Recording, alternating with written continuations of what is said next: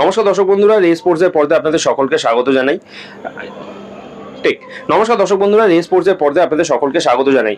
Super কাপের সেমিফাইনালে পাঞ্জাব এফসিকে 3-1 গোলে হারিয়ে সুপার কাপের ফাইনালে নিজেদের জায়গা পাকা করে নিয়েছে ইস্টবেঙ্গল। এবং ম্যাচ শেষে আমরা প্রত্যেকটা ফুটবলারকে কিন্তু যথেষ্ট পরিমাণে খোশ মেজাজে দেখতে পেয়েছি। সমর্থকদের সঙ্গে কাছে গিয়ে হাততালি দেওয়া থেকে শুরু করে ম্যাচের শেষেও কিন্তু আমরা দেখতে পেয়েছি যখন ড্রেসিং রুমে ফুটবলাররা গেছেন, সেই সময় আমরা কিন্তু বাইরে থেকে প্রত্যেকটা ফুটবলার ড্রেসিং রুমের ভেতরে তারা যে গান চালিয়ে আনন্দ করছেন এবং ফাইনালে যে তারা উঠেছেন সেই একটা উচ্ছ্বাস আমরা কিন্তু সবকিছুই বাইরে থেকে সেটা আমরা শুনতে পাচ্ছিলাম। ফুটবলাররা যখন বেরিয়ে যাচ্ছিলেন সেই সময় আমরা দেখতে পেয়েছি প্রত্যেকটা ফুটবলার যথেষ্ট খোশ মেজাজ, সমর্থকরাও ছিলেন, সকলেই যথেষ্ট পরিমাণে খুশি রয়েছে এবং তারা বেরিয়ে গেছে স্টেডিয়াম থেকে এবং তারা টিম হোটেলে ইতিমধ্যেই পৌঁছে গেছে। এবং টিম হোটেলে আমরা যে জিনিসটা দেখতে পেলাম, প্রত্যেকটা ফুটবলারের মধ্যে সেই একটা খোশ মেজাজ, যেহেতু দল ফাইনালে গেছে এবং একটা সুযোগ রয়েছে ফাইনালে জিতে সুপার কাপ চ্যাম্পিয়ন হওয়ার, পাশাপাশি এএফসিতে নিজেদের জায়গা পাকা করার ফলে প্রত্যেকটা ফুটবলারের মধ্যে সেই খোশ মেজাজ কিন্তু আমরা দেখতে পেলাম। এবাররা যখন টিম হোটেলে গিয়ে পৌঁছালেন আমরা কিন্তু সেখানে দেখতে পেলাম গান বাজনা হচ্ছে, ফুটবলাররা আনন্দ করছেন, মিগুয়েল তিনি ঢাকের তালে নাচছেন, বলে প্রত্যেকটা ফুটবলার কিন্তু যথেষ্ট যে খোশ মেজাজে রয়েছে এবং ফাইনালের জন্য যে তারা মুখিয়ে রয়েছেন এটা কিন্তু বোঝাই যায়। আমরা দেখতে পেলাম যখন ইস্টবেঙ্গল ফুটবলাররা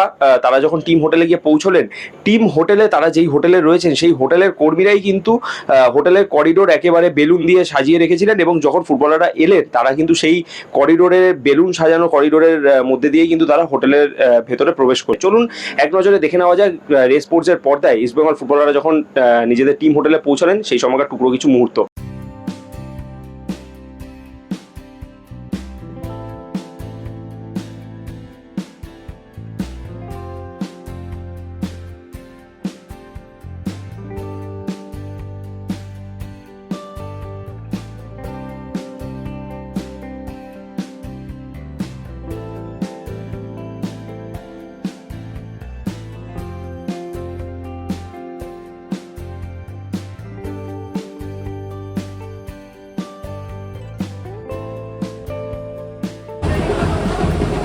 Anwar.